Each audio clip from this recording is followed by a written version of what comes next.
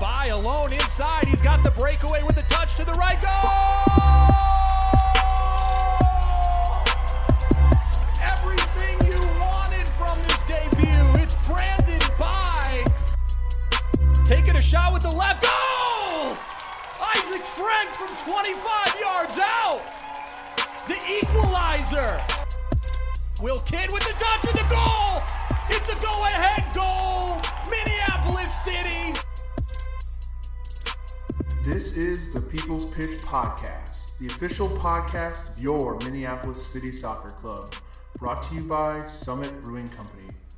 Good quarantine to you, good sirs and madams. This is the People's Pitch Podcast, the official podcast of your Minneapolis City Soccer Club.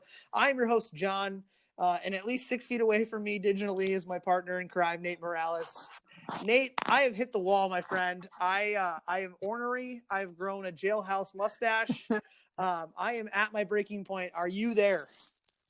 We're going on 5 weeks, John, of sheltering in place. Yeah. I never thought my life would be like busier than ever without ever having to leave the house. Same. My days are measured in conference calls and how many times do I have to load and unload the dishwasher. It's nuts, man. I'm really looking forward to these little breaks in the chaos that we have here in the podcast. Rationing out your toilet paper.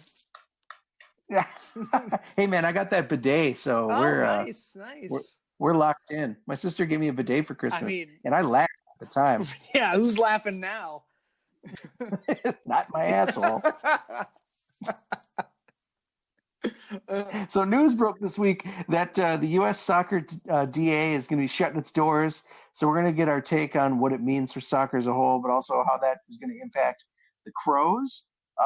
We are into match week 3 of the lower league eCup. So we're going to recap Jonah Garcia's match last weekend versus DeKalb and preview what's coming up. And finally, but certainly not least, I should say, we welcome one of our coaching friends to the show. We have UW Superior men's head coach, Joe Mooney. John, shall we? It's all about the Mooney, man. Mm-hmm.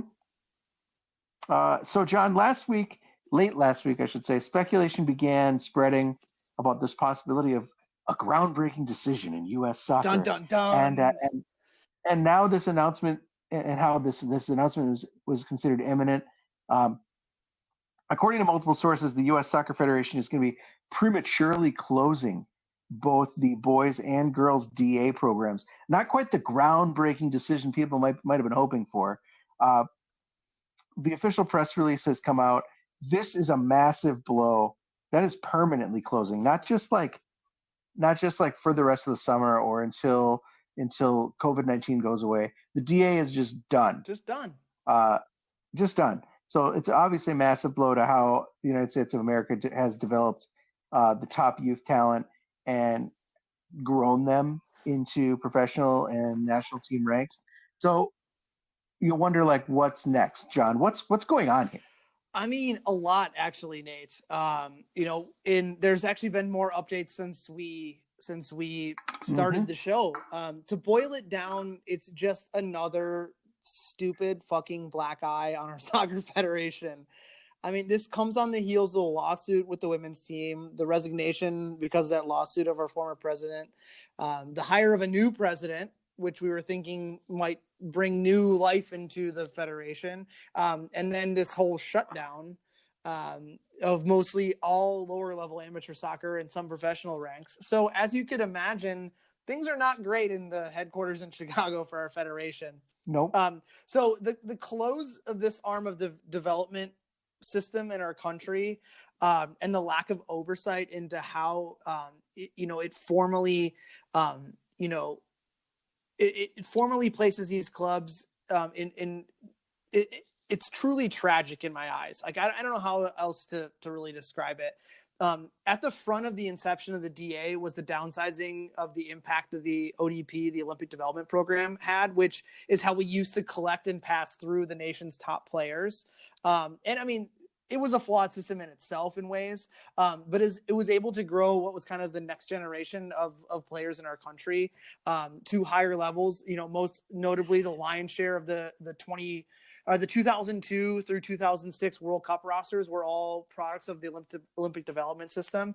And then the downfall of that 06 team, just kind of bombing out in the group stages, was then what kind of, I feel, spearheaded the development of the DA to figure out so let's scrap this. Let's start from the ground floor up. The DA was conceived in 07. But before that, I mean, we had a system that got a team the furthest it's ever gone in the World Cup in the modern era, and then all the way up to the highest ranking it's ever had, and 5th in the FIFA World Rankings. So to that end, I think the old system worked. However, the DA was then created with that mindset that we were going to expand that model to the club level to sprinkle in, some ties to our highest level pro soccer and MLS, and then create a league in itself, both for the boys and girls, in which these talented youth players could play with and against the nation's best week in and week out, instead of like on a weekend, which is what the ODP system was. It didn't work. It was totally underfunded, overlooked. It was a closed system that was created.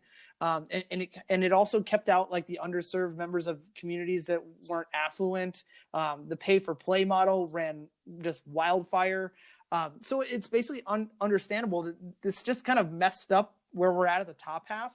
And then the bottom half followed. I honestly, when I was kind of going through these notes, I didn't know where this was going to go. I was hoping that the new powers that be would really truly try to figure this out coming in. But once again, moving in the wrong direction is our Federation for Soccer in our country. Do I think that the DA in its most recent state was the right answer to high-end youth soccer? Probably not. But it was sure better than nothing. So, but as of where we currently sit now, on the heels of the press release that said the DA is closing, was another press release by MLS saying that they're creating a new high-level academy for MLS clubs only, with the potential, in quotes, the potential of bringing in players or clubs from outside the MLS community. And in the release, here is what the Federation stated was the true reason behind it. It said in the release, I'm reading off the ESPN.com article. It said the USSF released a statement in which it said the decision was directly related to the financial impact of COVID-19 pandemic. I think that is a complete line of bullshit. Yeah, the whole system gets shut down because financially it's hard to keep, maybe for a couple clubs to stay afloat. And then it said the DA was established in 07 with the intent to address shortcomings in the U.S. player development system. So that aligns with our shortcomings at the higher level in 06. Among the goals was to take more of a long-term view towards player development and implement a higher practice to game ratio. So that aligns with the ODP model, changing it. While USSF stressed the decision was driven by finance, the costs for the current season were set to run as high as $12 million. When you look at how many clubs there are, that's like probably less than $100,000 a club, with the potential of fostering the growth of not only professionals that can be bought and sold, but Nate, also our country's fucking national team. Yeah. I mean, this is it then, right? Like, I wrote this, I was, kind of had thought about this line before this announcement even came out, but like, it sounds like Soccer United Marketing or whatever the fuck has won another victory. Yep. In this quest to hold up the mediocrity of the MLS and the U.S. men's national team as like this beacon, right? Like has the brightest path to playing at the highest level for your country, all of a sudden become pay to play for your local MLS youth club, hope to make that MLS team, and then hope to be above average enough to get a look at the world's most above average national team. I mean, I guess so. Like I don't know how else. I mean, it's all to gaslight fans to thinking like that the MLS is such a high level of soccer because that's where we get all our men's national team. Well, right. I mean, the way players used to go over to other countries and get signed and latch on with other clubs outside of our borders was through programs like the Olympic Development Program or other programs that would like send club teams abroad. The DA was another way for that to happen. And then for any affiliated DA club with an MLS franchise to then be able to get some sort of payment for these players eventually if they were good enough. Mm-hmm. Now that And now the pipeline leads directly to the 100% MLS. 100% leads directly to the MLS. And Wow. they're not even trying to hide it anymore and how jackassery this is. With you don't put out the press release on the heels of the other press release saying that it's closed. You know, there was zero tact in there. I mean, yeah, it's like I said, it's a true black eye. So seeing that we locally have the Minnesota United is obviously a DA officially, but also so is Shattuck on the boys' side, Shattuck St. Mary's, and Salvo is the DA on the girls' side. What impact does it have on those clubs? I mean, huge. I truly believe there'll be some. Well, now knowing this, there is an MLS version of whatever the DA was. I'd have to think that maybe USL teams will have a youth setup as well that might be latched into that MLS, like they were saying in the press release that they may consider bringing in non-MLS teams. So maybe some of those affiliate clubs that have a tie to a partnership agreement with the MLS team might also then be able to sneak their way in and have a high-level youth team as well. But, you know, Shattuck and Salvo seem to be totally up a creek here. Shattuck had a long line of producing pro talent, including our very own Luke Hawkinson, in that and Teal Bunbury. And then, you know, Miles Norville went there, who plays with us. You know, there's actually countless others that have also played there that were a little bit lesser of profile or didn't play in the U.S. But they've been using that boarding school type model, that just kicking out pros across multiple sports. But, you know, in this case, soccer, now they can't compete at the highest level anymore in soccer. You know, there's really no competition that they could play against locally being in Faribault. So what decision do they have now? Do they keep their program and join God knows what league, hoping they'll be able to draw in the same type of talent to foster, or do they just do the tragic decision and shut their soccer program down? Yeah. And for Salvo, I mean, who knows, man? You know, there is a second tier league in U.S. youth soccer called the ECNL, the Elite Club National League. I know like the Bavarian club, boys and girls teams compete in that. You know, some of these clubs will likely get a shot with the ECNL. But there was a press release today by the ECNL saying that like they're full and they're not like, this isn't a given that they're going to just grab former DA teams needing a home. But yeah, they're not. Right. Desperate. Exactly. But who's to say even the ECNL is what's going to solve the youth soccer problem at the higher end? You know, this is just a complete, just stupid decision by our federation, and like you said, I think it's totally driven on the backs of profit for some and MLS. Yep. So we're a Minneapolis City podcast, so I got to ask: is there an angle here for Minneapolis City? In reality, yes, absolutely. But on paper, probably leans towards the no. For people who don't really know a lot about us. What I mean by that is that Minnesota United is now going to be the only high-end tier for players in that like 16 to 19 age range. So the wealth of quality that does not make those teams for one reason or another, we could potentially, you know, fold those players into our board approved but not yet launched U19 setup. But so we could have, I mean, there's going to be talent out there that's looking for something higher end. And, you know, we're one of the higher end non-youth clubs in the state, if not the top tier. So we could potentially see the groundswell of people wanting us to create something or to boot up the U19s faster than we had planned. But again, you know, what does that team look like? Who do they play? What league are they in? Is it even worth it? You know, all that stuff is an unknown and it'll likely shake out over the next few months. But when you boil it down, Nate, like I said, there'll be good players out there looking for a good home, and we like good players. We like good players. That's for sure. Well, John, I mean, youth soccer in America dies, but the lower league eCup lives on. In all her glory. Last week, our guy Jonah Garcia took on DeKalb County United, which was a match that promised to be probably his most competitive in the group stage in Xbox Group I in this tournament, because DeKalb had won 14-2 in the previous match. So we had thought like, oh, these guys, this guy might be able to ball, or this girl, or this person really hammer might be able sticks. Yeah, and so it was hard to say what Jonah could expect. He came out in his customary 4-3-3. So the game was Friday night, 7:30, and Jonah came out in his customary 4-3-3 formation, and he put the pressure on early. He drew a penalty in the first 20 minutes of the game, and then that was pretty missed tragic. it. He kind of he admitted it. He kind of panicked. He was indecisive about where to place the ball. Ended up putting it basically right down the middle. Easy save for the DeKalb keeper, and DeKalb made him pay.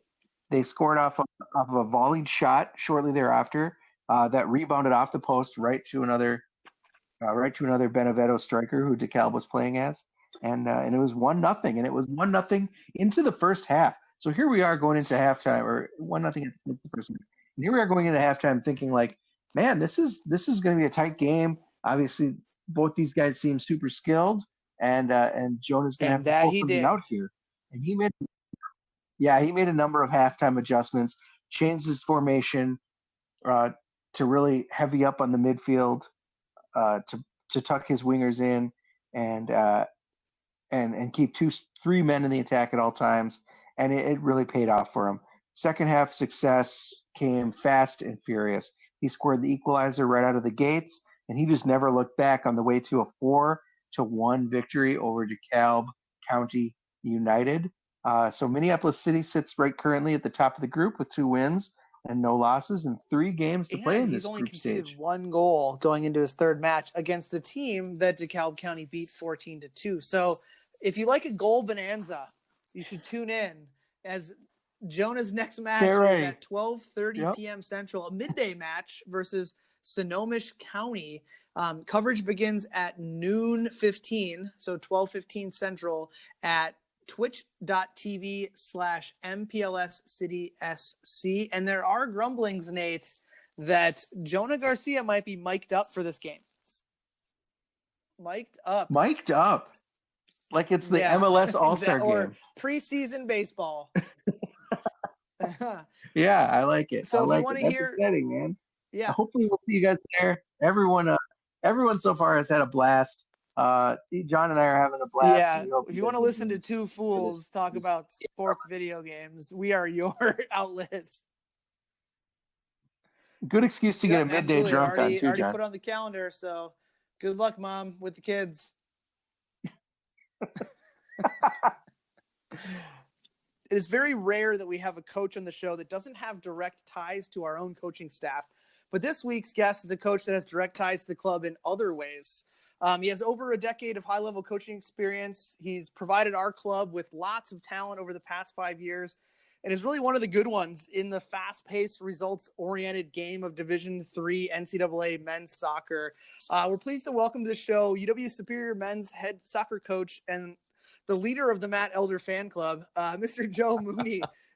Joe, how you doing, man? Welcome to the People's Pitch. I'm good, man. Thanks a lot for having me on. I gotta say, I think that's the first time that I've ever been referred to in that title as the leader of the Matt Elder fan club. So that's a good feather in the hat for me.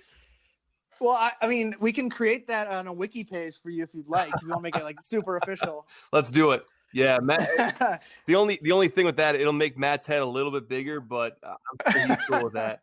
I don't know if that's possible, but we can give it a shot. So we'll talk a little bit further about your ties to the club in a bit. But for those that might not be familiar with who you are, you're entering your 13th year as the head coach at UW Superior. You're currently the school's all-time leader in wins. You've won a handful of UMAC and WIAC titles. gained entry into a few NCAA tournaments, and you've kicked out players who've gained all-state, all-region honors. I mean, you really have established yourself in the game at the collegiate level. Did I get all that right? Did I miss anything in there? No, I think that you nailed it. Yeah. Okay, perfect. I'll take it. So before I forget, I hear that you're not a beer drinker. And as I crack one open here to dive into the show, but rather you're a connoisseur of a different, finer beverage. Care to explain how one garners the thirst for Angry Orchard as much as I'm told that you have? that must be an elder. Yeah, he likes to give me some grief over that. Yeah, I mean, it's not that I'm not a beer drinker. I like beer. I enjoy, especially some of the local, like Ben Paddle and some of those. I don't think Ben Paddle makes anything that I don't enjoy. But I don't know. Late in the evening, I get like a taste for something a little bit sweeter. I'm a big Reds guy, so and the distinction I have to make there is that Reds is technically an ale. So, but when I can't find that, then I'll switch over. I'll get myself a cider, and usually kick off the evening that way. Hey, to eat, right? What's that? I said to each his own, right? Well, hey, yeah, for sure. So I guess to start all the serious parts off, tell us a little bit about your soccer journey. Maybe from starting out in the game as a player, and then on to recognizing that coaching is, what you'd like to do to kind of carve out a career path. Yeah, I mean, I guess I'll kind of kick it off by saying, like, I don't think that coaching was ever like the main goal. I never really thought I could make a career out of it. I grew up in a small town, Spooner, Wisconsin. It's about halfway between Eau Claire and Duluth, Minnesota. It's like 2,500 people in the entire town, very small, kind of rural town. So I grew up playing there, got the chance to play a little bit of D3 soccer at Superior. Had a chance to go, I studied abroad while I was there, had a chance to play with a juniors club over there, in Scotland at Newton Grange Star Club. So got a few caps with them and got to train with them, over a spring semester. And then, once I got done, I was just, I was really going to be a high school geography teacher was kind of my main goal. And then just kind of get as many coaching gigs as I could on the side. And then wound up back up in Superior, and was working at the university, just doing some part-time gigs in the athletics office and, doing a volunteer assistant coaching gig with the team. And then just end up, the former coach resigned, and I took over as an interim coach at age 24 and just kind of fell into it, to be honest. Just carved your path that way. Yeah. Right? It's very much so, right place, right time when it comes to soccer coaching. I found out, you can, even if you're looking for it, it usually doesn't happen. It kind of falls into your lap when you find like a really good spot.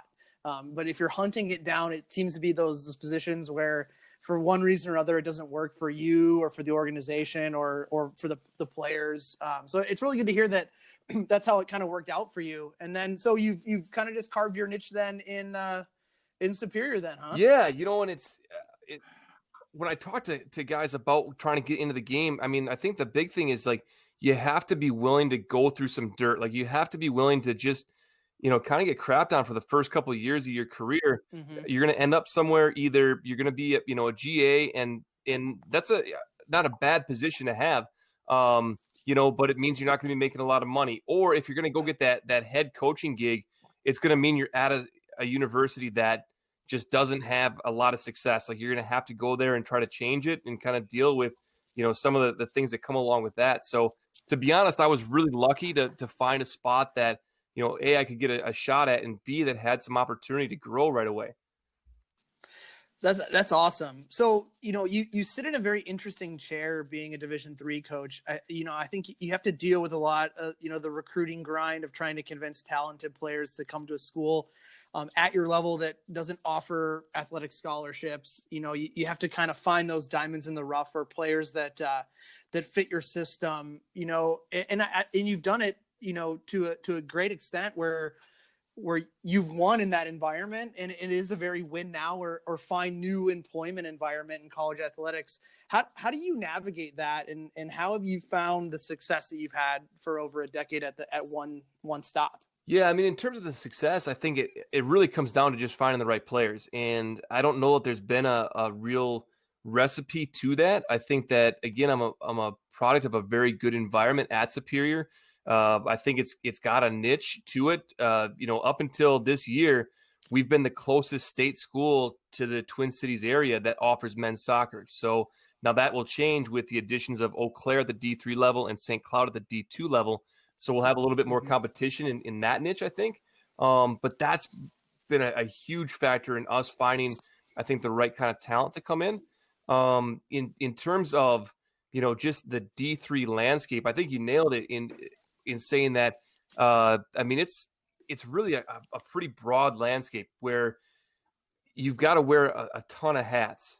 I mean, you're the recruiting director, you're the head coach, you're the manager, you're a lot of times you've got other duties on campus. For my first 8 years, I was also an academic advisor for 50% of my gig. So, I mean, it's one of those where you're really doing everything, and you have to kind of, I think at times just enjoy, not even just having a lot of structure and really kind of having a well thought out plan and executing it, but more so just being, in the thick of it and kind of putting out fires along the way and just kind of enjoying, every day it's going to be something different, and you're going to be, just kind of thrown into a new role. And that new role could be the kit man on any for sure. day, right? Yeah, I mean, you're striping the field at times. You're like you said. I mean, you're doing laundry. You're making calls. You're scheduling games. You're calling the restaurants on the way to and from a game. I mean, you're doing everything. And it's one of those things where just there's not enough hours in the day, but it makes it a really cool, just fast-paced, enjoyable environment. Sounds a lot like lower level amateur men's Yeah, soccer. there's some similarities to draw for sure. Yeah, there's some grind to all of it. Doesn't matter what you're doing. So, Joe, John talked about it in the open that you've had a number of former and current players from your program link up with Minneapolis City. We've had Nate Engel, Brian Chapman, Chase Carey, Vegas Joe, aka Joe Gustafson, Matt Elder, UPSL squad's got Esteban Badillo, AJ Olson, like the list goes on and on. Jonah Garcia, of course. What has your impression been of the club so far? Working with, what has your impression of Minneapolis City been so far as you work with your players during your off time and as you see them return to your club and how they've developed? Yeah, so I mean, for me, just being a fan of the game and watching the amateur game grow over the last few years in the Midwest has been really just kind of a joy. So as a fan, watching Minneapolis City has been cool. I mean, it's just as a, like I said, as a fan of the game, seeing the crowds grow and just kind of seeing the professional atmosphere that Minneapolis City puts on has been really cool. But in terms of like knowing what the inner workings are like, that's all come from just player reference. So, I mean, talking to guys like Elder and talking to guys like Jonah and you mentioned like the whole list. And I think the common theme that I've heard from every single one of those players has been how professional the atmosphere has been in terms of the coaching, in terms of the structure, in terms of just little things,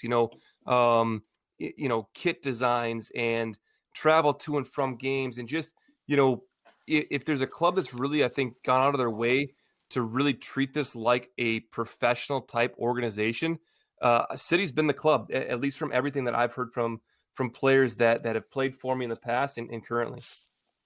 A lot of coaches have or enjoy a great level of control over where their players go in the off season. They have a lot of say over the kinds of programs they like them to participate in over the summer, or the training regimen that they want them to go through.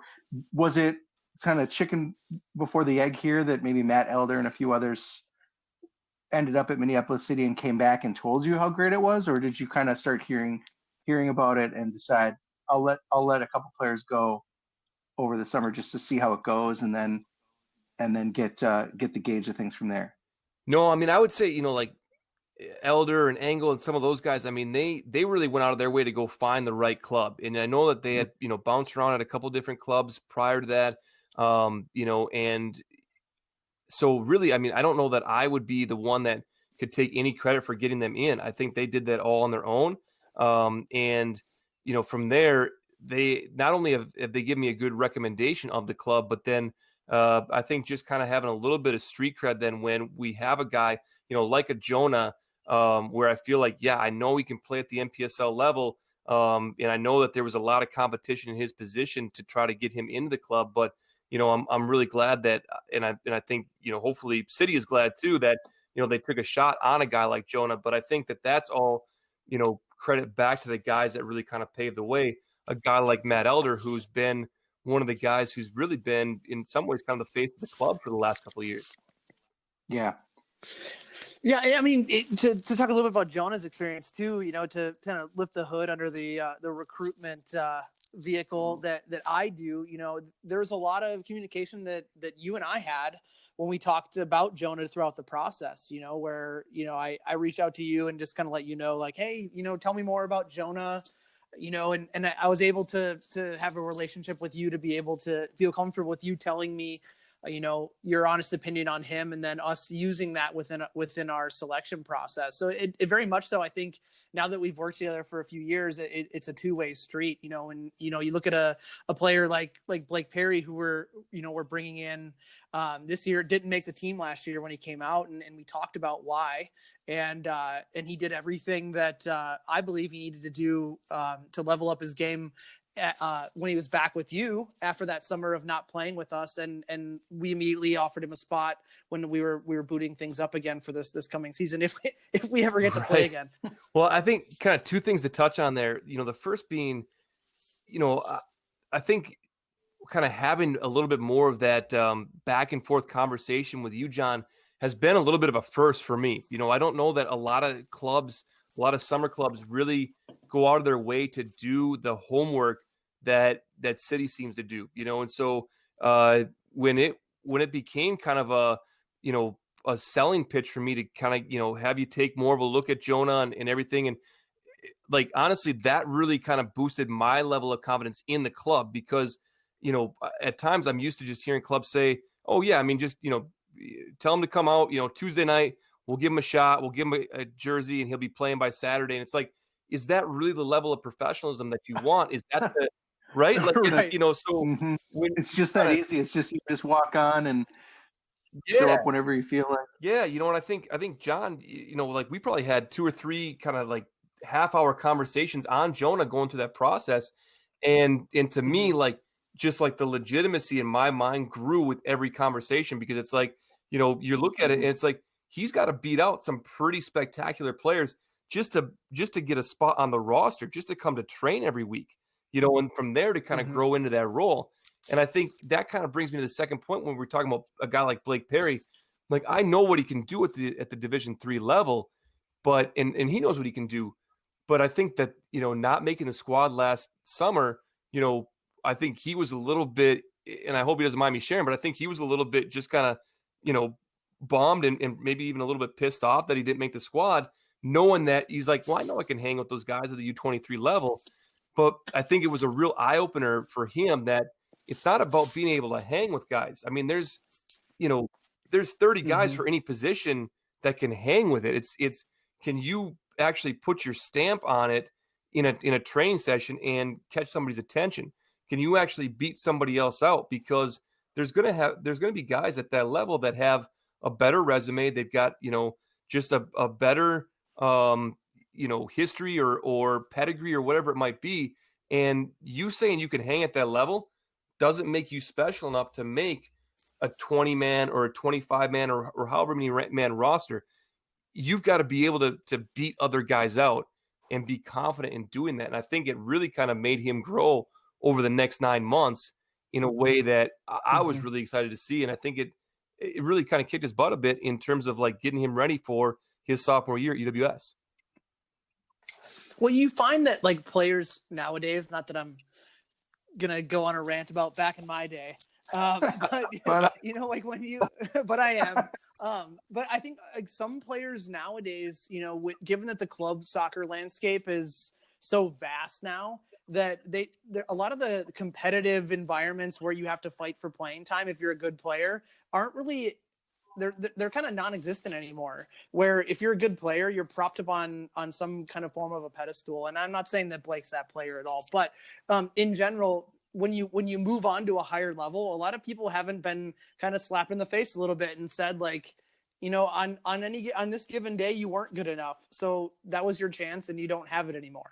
So I think that it's good for the strong-willed player in our environment now to kind of have that every now and then, because it does make them Yeah, stronger. absolutely. You know, I think that's something for a guy like Blake. You know, he's had some times in his youth career where, you know, he's tried out for the very, you know, top levels in Minnesota and he's been on the fringe. So I think he had a bit of a taste of that. But to be honest, as a freshman, I mean, he was a standout guy at Superior. He was a standout guy in his class as a freshman.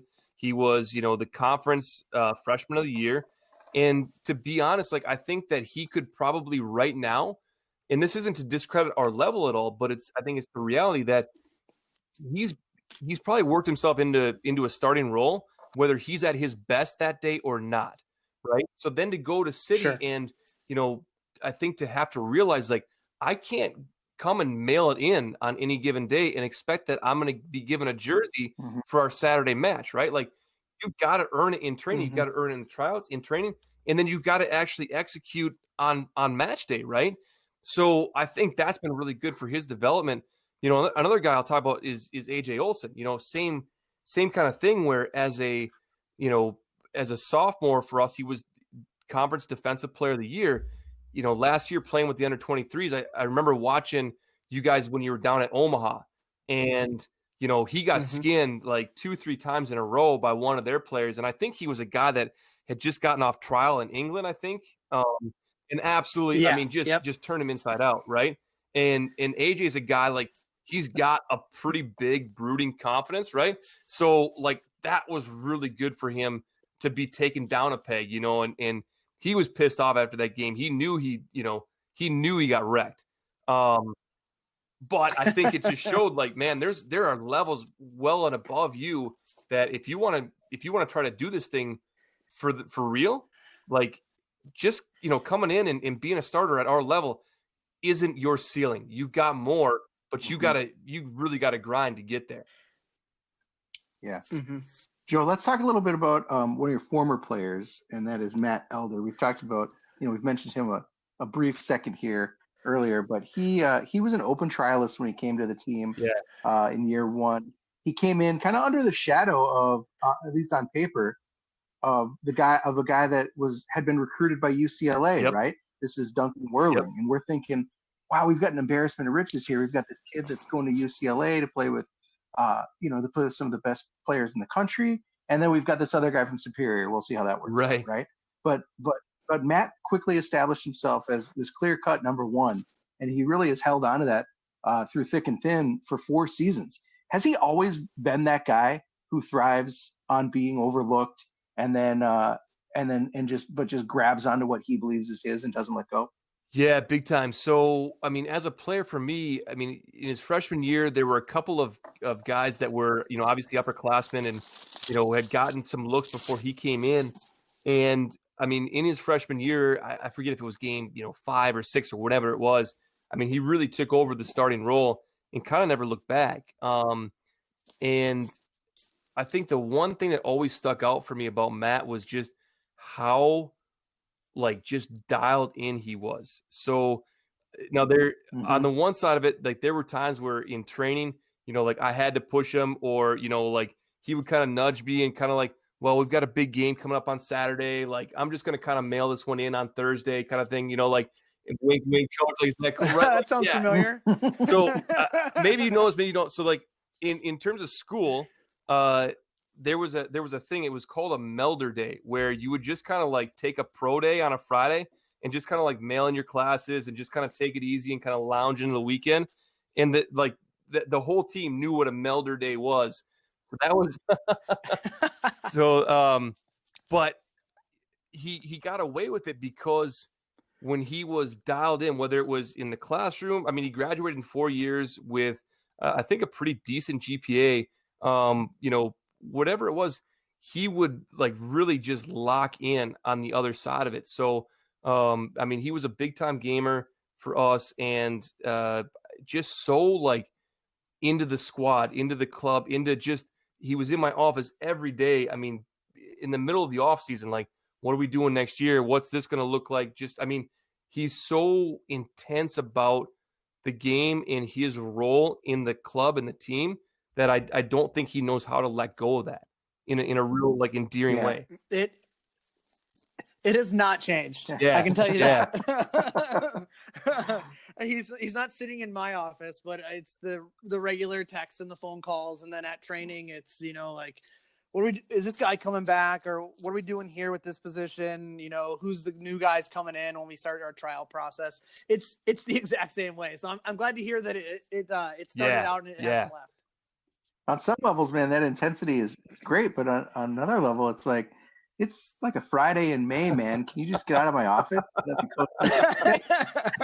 For sure. No, yeah, aren't you going on spring break, dude? Get out of I'll here. say this, like, I always think like that passion, that fire is something like you can't teach that, right? You can't coach that into somebody. We can develop methods to maybe like dial it back a little bit, but on the other side of it, if a guy doesn't have it, he's never going to. Mm-hmm. Yeah, absolutely. So it's not a total secret that you have ties to one of our rivals in Duluth FC, as you called their games on their live stream. But last season you stepped out of the booth a little bit and helped out on the field.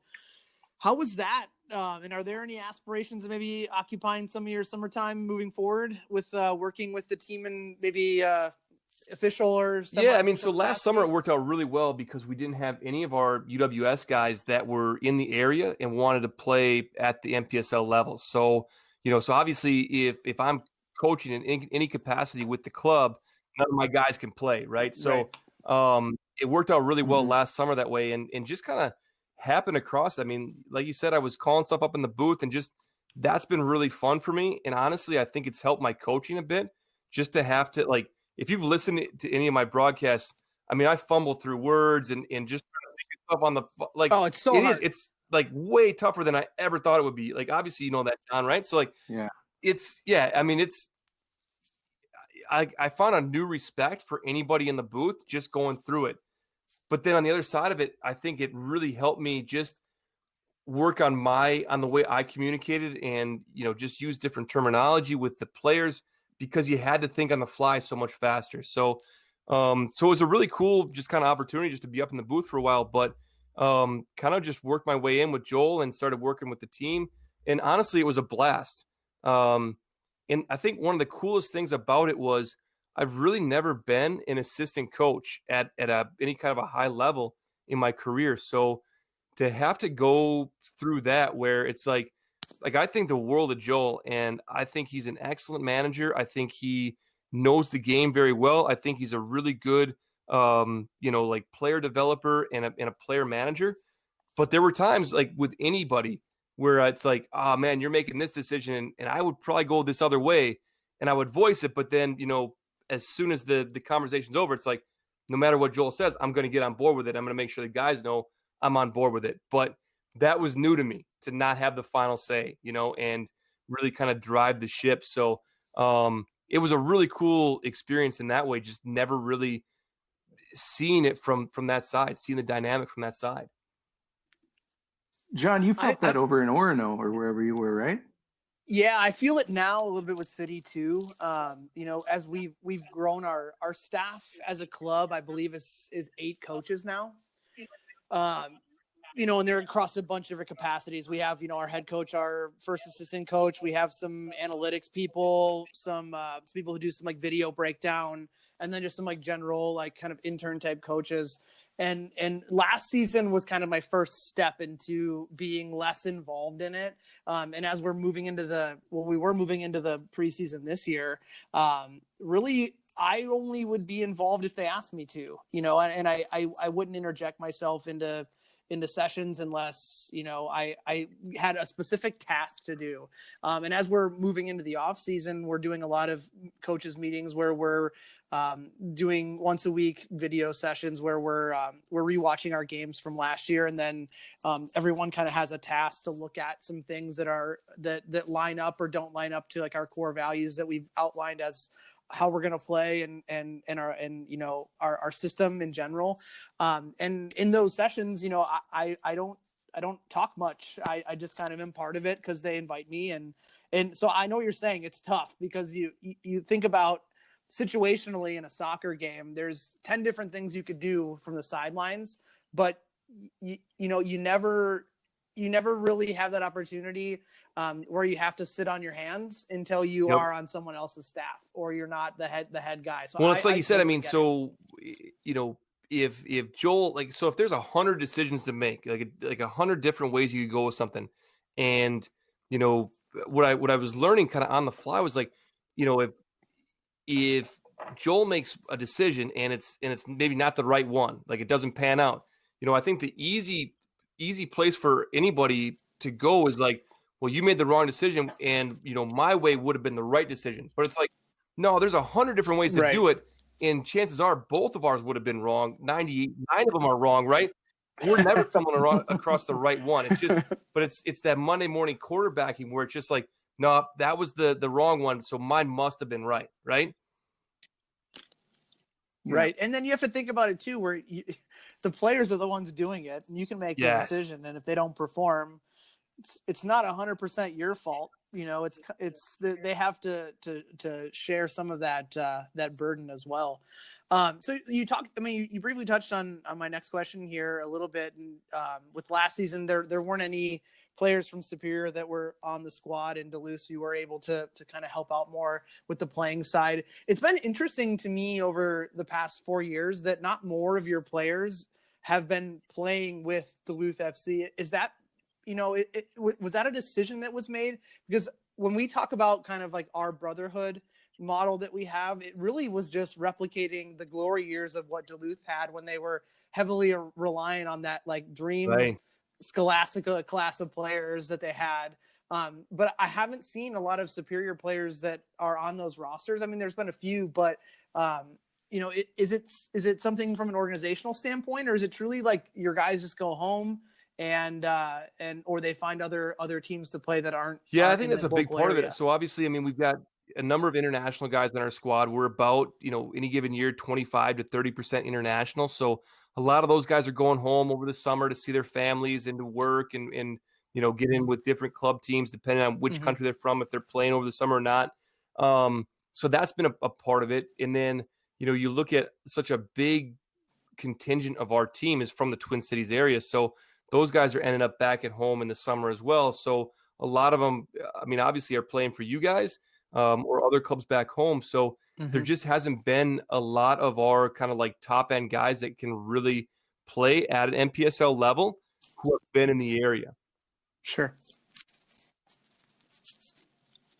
Yeah. And then we've been snapping them up. So it makes sense.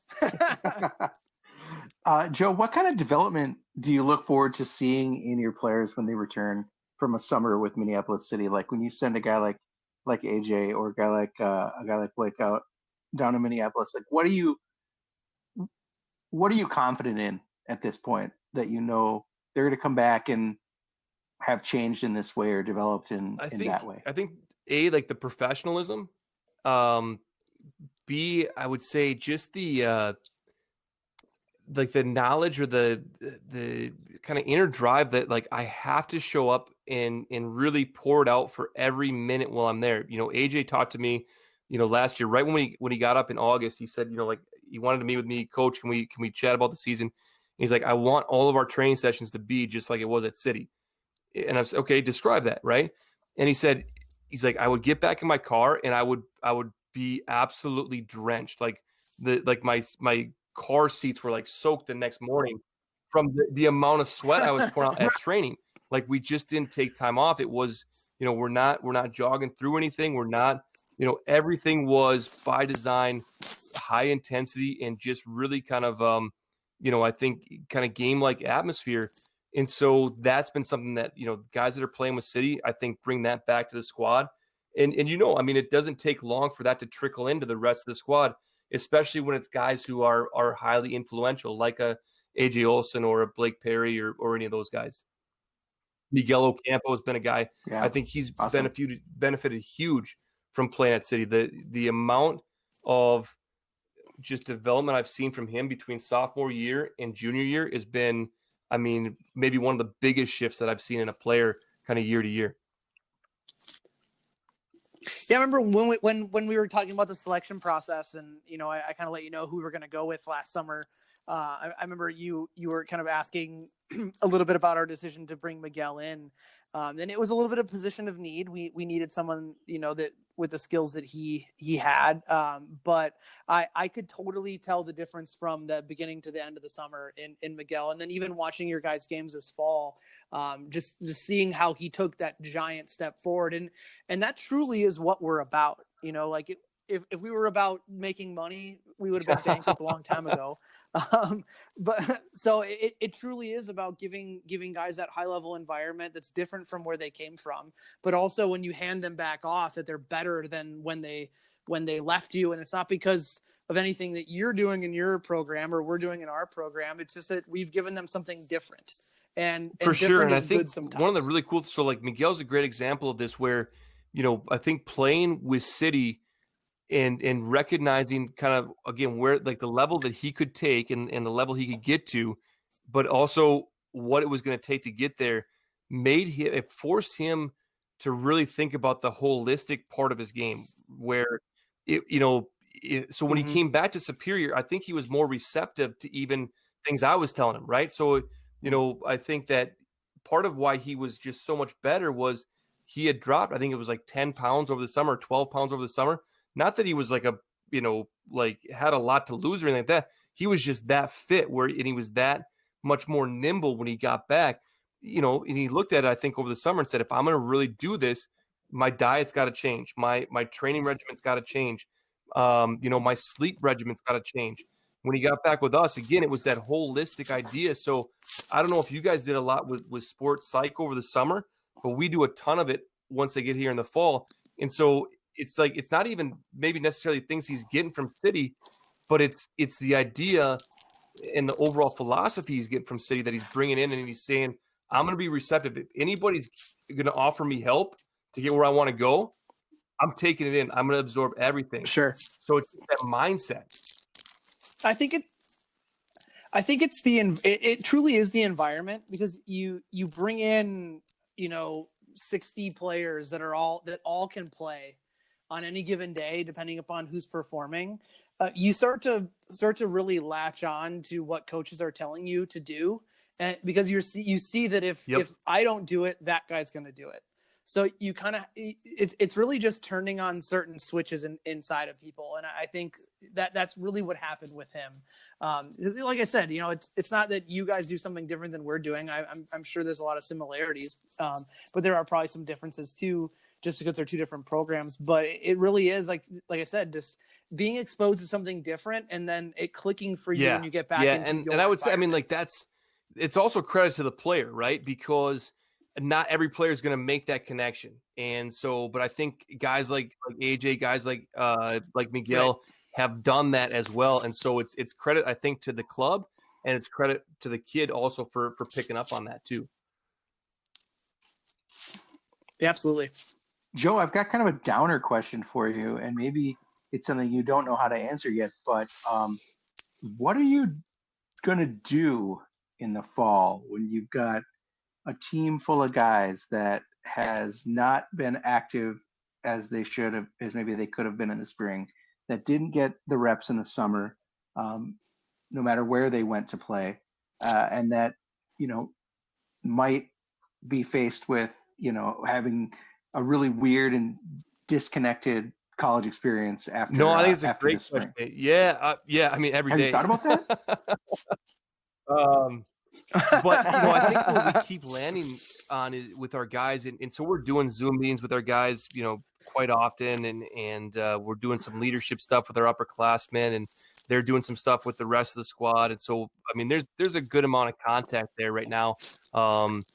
So we're talking about it. And I think the realization that we've come to is like literally every other team in the country is going to be in that same exact scenario. So I don't think anybody is going to perform at 100% this fall, 100% of their potential of what they could have been, because they are missing out on some of that training. They're missing out on, just some of that development and whatever else coming in. So is this going to be kind of a weird lost year in sports in general because of that? Is the 2020, 2021 season going to be? I think where we got to as a squad, the realization is like it can turn some things on its head, So if now all of a sudden nobody can reach 100%, are there teams that say, well, if we're not going to get to 100%, then why bother, right? And so are there some perennial powerhouse teams that have kind of been making deep runs that maybe they give up a little bit of that ground? And are there some teams like us that have kind of been banging on the door that, okay, if everybody's like ceiling is 85%, we're going to make sure we get to 85% then, right? So does it give us a window to maybe take some of those next steps?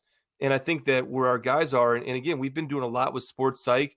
I think where they are is just we are going to maximize our potential, whatever that is. Like we can't control that, but we can control our ability to get to whatever that ceiling is. Have there been any indicators that the worst might come down, that you guys might not have a season? Not to my knowledge. I mean, you read in the paper and you see on ESPN. I mean, there are talks. I would say, and I hesitate even putting anything out there just because who knows, right? Like none of us know. Right. But my hope is, and I think what I would say is that I think everybody is preparing for a worst case scenario, because I don't know that we were prepared for this worst case scenario this spring, right? So I think if we are over prepared and can work up from there this fall, I think that's the hope. So I think everybody has, kind of started making some contingency plans in that, but my hope is that it's all just that. It's, if worst case scenario happens, we're ready for it. But if not, let's be ready to go full tilt here in the fall. And hopefully, I mean, in the summer too, right? Well, before we... Yeah, absolutely. I mean, we're stuck in a situation where MPSL was kind of on the front foot with canceling the season, and a lot of other leagues are kind of waiting and seeing. UPSL still has not made a decision on whether or not they're going to cancel or they're going to try to do something truncated. And then USASA, our governing body, has basically said no boots on the ground until we tell you. So it's kind of a weird situation for us as a club, because if we can play soccer, we've already had clubs across the country reach out to us knowing that we don't have a season, wanting to get us on their schedule as a friendly. So we can put our guys, and like guys like that you send us and other coaches send us, we can put them into good soccer environments, but we don't know if we're going to be able to even try that. Yeah. And again, I mean, who knows, I just talked to a committed player yesterday from Sweden, and they've been training kind of throughout, but it's been, smaller groups. I talked to a committed player today from Norway. They've started training back up in Norway. Where it's if 20 guys show up to a training session, it's all groups of 5. They're doing, small-sided and individual stuff. But I talked to a kid in Shanghai on Monday, and they've started training. They actually had a tournament last weekend. They were playing 11-a-side tournament. So, obviously with some restrictions and some things in place, I think guys were wearing masks and that kind of stuff. But is that a part of our reality going forward? Who knows? But I think there are avenues, hopefully, to get there. Yeah, absolutely.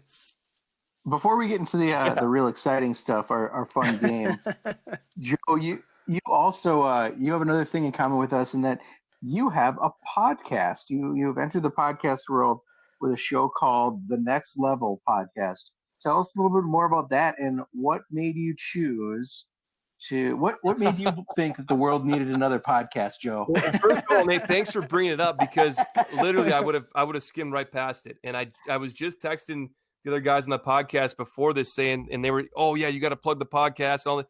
And I would have forgotten. I would have totally breezed right by it. So appreciate you being on task there. Yeah. Start talking shop and you forget all about it.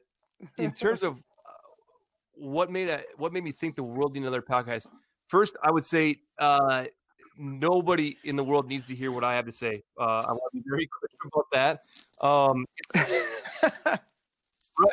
It's then what are we doing here, Joe? It's like, hey, who'd ever listen to us? Yeah. Next day after I hit publish. So where it came from was I kind of through some other opportunities and whatever else. I don't want to get into like a whole story here, but I really kind of recommitted to being at UW Superior this spring. Just with two young kids, my wife and I talked. I mean, if we're gonna stay in Superior, we're here for the long haul. And is this where we want to be? And we, just did some soul searching and said, yes, for sure, this is where we want to be for a long time. And I said, so when I go back to work on whatever day it was, like Wednesday morning, like I don't want to go back to work as just like that's the next day at the office. I want to go back as like that's the first day at the office, and then Thursday is the next first day, and just kind of re-energize and recommit to trying to get on top and give our guys the best experience they could have. And so, anyways, like through this whole existential process, I kind of came to the thought of like I need to challenge myself. If I'm not going to go anywhere else in my career, or at least until my kids have graduated, like that's a long haul to be at one place. And it's really easy to get comfortable. So how can you continue to challenge yourself? I'm going to try something new, and I'm going to put myself in a position where I can speak to other high level performers, high level coaches, players, whatever, people who are just, no matter if they're at the amateur level or the pro level or the Olympic level, whatever, they're just like, they're trying to find their ceiling. They're trying to maximize their own potential, and just trying to put myself in a room with people like that and learn from them and grow from them. I told the other two guys in the podcast, I said, if we don't make a dime on this thing, I'm absolutely 100% okay with that. And most likely we'll end up putting way more into it, or I will end up putting way more into it financially, then I'll get out of it. But if that's the challenge that helps me grow, that's what I want to do. So, awesome. So what? Give us a little bit of our listeners a little bit of a rundown about what the podcast is about, because we'll obviously we'll promote you guys. We'll throw you in the show description. Yeah, so well, I appreciate that. Can obviously, check you guys out. I mean, it's kind of what I just said in terms of I want to be in a conversation with those who are just striving to be their best, whatever their ceiling is. If they've maxed out their talent, and that is being a kind of a mid-level guy at a Division III level, but they are like, that is the ceiling that they were supposed to reach. Like, I want to talk to that guy, right? If they are supposed to be, we had John Schuster, Olympic gold medal curler, the skip of the 2018 curling team. He was on the show a few weeks back, and by all accounts, probably the best in the world at what he does right now. So, so I think there's a lot of ways to find that high level of achievement or high level of performance. But we just want to be surrounded by folks that are trying to do that. Yeah. And then just try to get in their mindset. What does it take to get to that level? And, what are the bumps along the way? And, kind of what makes you an outlier? What makes you stand out from others at your level? Man, yeah, name why not, dropping right? John Schuster over here.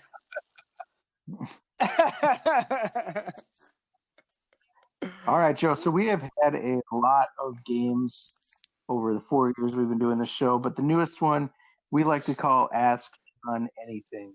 Speaking of self-indulgence, you can ask John questions about anything. It could be soccer related. It could be something like which one of his kids he would kill first in an emergency. If John answers both, the game is over, but he has to But if he pleads the fifth on anything, then he has to answer your next one. And he has to answer all the questions honestly. So 2 questions, I can plead the fifth on one. Or I can just answer gosh, them you know what? I didn't even prepare for this. Like, I feel so like such a goon for not being prepared for these questions, because like I listened to Jonah's conversation just a couple days ago, and like I knew it was coming. I think he had some pretty good questions coming for you. Give me a second to really think of, I think, Nate, your advice was to like grill him on the first one, right? So that if he does plead the fifth, he's got to answer the second one. That was kind of the thought, right? Okay.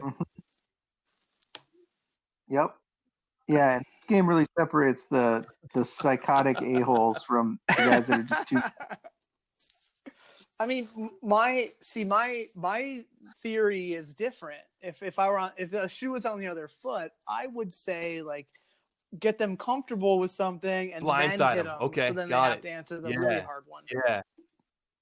Yeah. Okay. Yeah. So I mean, it's two trains of thought. But like Nate was saying, we've had a couple people on the show that we can clearly tell are total dirtbags because they have questions like this like immediately in the hopper.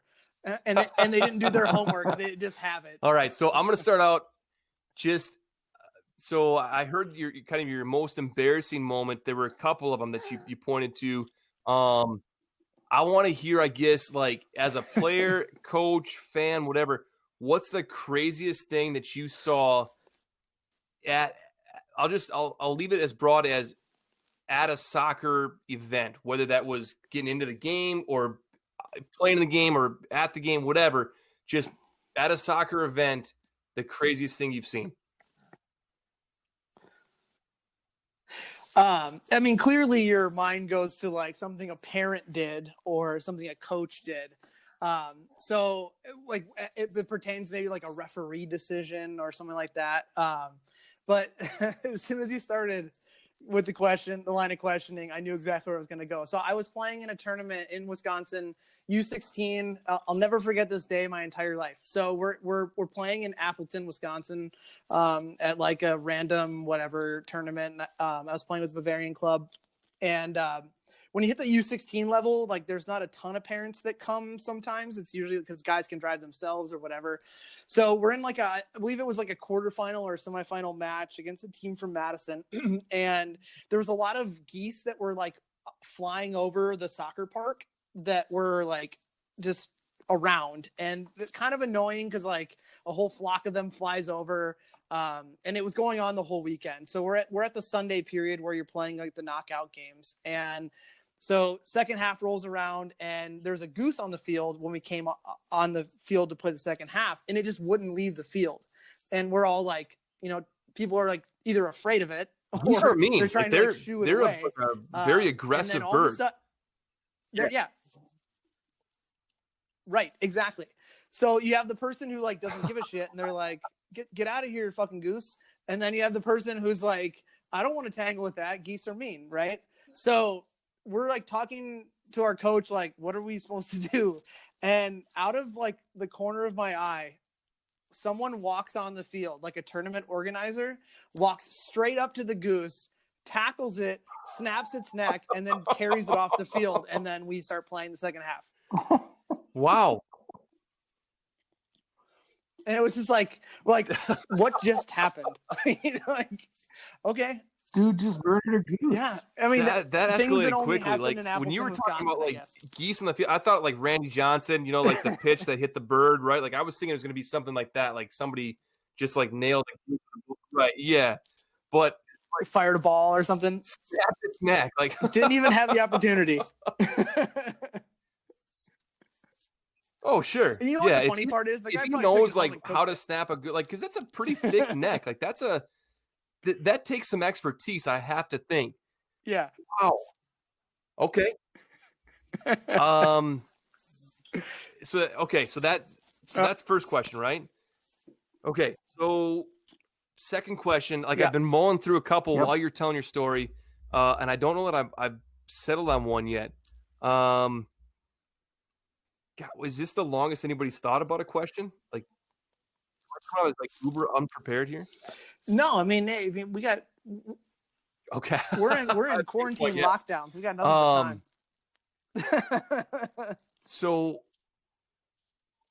I guess it's kind of along the same lines as what's the craziest thing you've ever seen, but I guess, well, all right, I'm going to go with this one. What's one thing that you've taught another player that has nothing to do with the game and that you never expected to teach somebody that?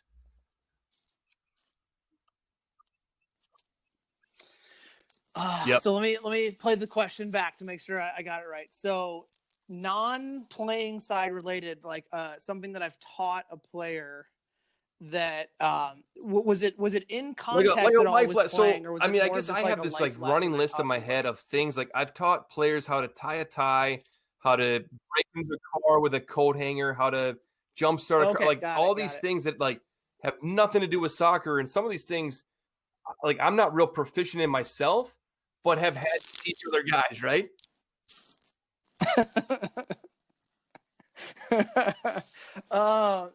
That's a tough question. It's something that I definitely don't need to plead the fifth on, but I have to kind of think about it a little bit. Okay, here we go. So I, at one point in time when I was, I wasn't coaching, I was a player. Is that okay? Okay. So when I was playing in amateur soccer after I came back from Germany, I taught another guy how to do his taxes. So he had no idea, he had never had a job before besides just playing soccer and just going to school and being a student. And then he had a job and we were at training and he was talking about how he was asking I don't even know how we got on the topic about what a W-2 is. And he's like, I got this thing from my work for taxes. What do I have to do? And of course he made just ruthless fun of the guy for being a total knob. But then he's like, well, what do I do? And I was like, well, you have to fill it out in a program or online, or you do it by hand. And he's like, I can you just show me how to do it? And I was like, okay. So then one Saturday we just spun up a couple beers and and I taught him how to do it, and we did it by hand. We went to the back in the day when we went to the local library and got the tax booklet and you filled it out by hand. Yeah. So I sat down with the guy and was like, okay, you put this thing here and this thing here. And the ironic thing is that the guy, now he doesn't work in finance, but he has a pretty high level business job. So I can definitely. So now he wasn't audited, I take it. Taxes. You know what? I don't really care if he was. I just taught him what he was supposed to do. Right. That was on him. He put his name on that form, not mine, right? I feel like that's kind of high stakes, right? If he comes back and he's like, yeah, I mean, the IRS is coming in to check this out, and he gets booked for it. It's kind of, I mean, to your point, it's on him, but boy, that's high stakes. I mean, the $300 he got back from the state that year, weren't really high stakes. More than made up for it. Hey man, thanks a ton, Joe, for joining us. Thanks especially for sending us all those quality players that we've been enjoying on the pitch so far. And we hope to continue to further develop your guys so that they're better when they come back to you. We just got to make sure we keep away from Duluth, guys, right? The one thing I had to touch on before we went was just, being on the other end of that game last year, obviously with the, when City was up at Duluth and it was for the conference title, and just, I was saying to John, just the emotional roller coaster that was, because obviously the guys I was working with at the time were, I mean, I love those guys, and there's some high quality players there, and guys that had some real quality motivations and everything like that, and obviously that was where my allegiance was in the moment. But to see Jonah and see Maddie and see all those guys, kind of have that glory was it was really kind of a special moment to witness that, and just I mean, when you talk about some of the guys we've sent. I don't think you can find two guys who are higher quality character than Matt Elder and Jonah Garcia. So to see them kind of have their day, While it meant that I was part of the kind of failing side, was really just a special moment, and to see City do it with the class they did, and the just the ability and the players that they, kind of, I guess the chemistry that came together. And John, you talked a little bit just about kind of the brotherhood.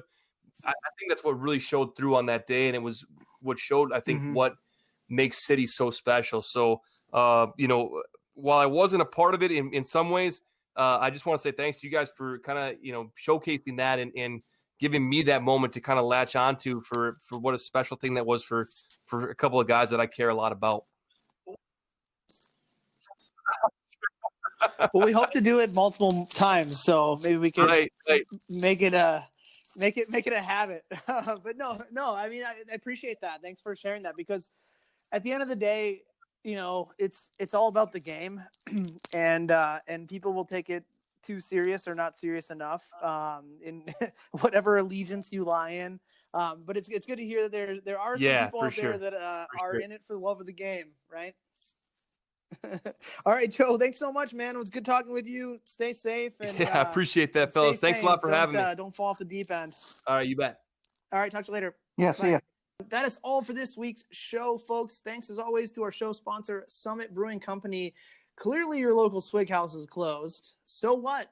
You're still able to get over to your local liquor store and buy some Summit to help you ride out this weird time.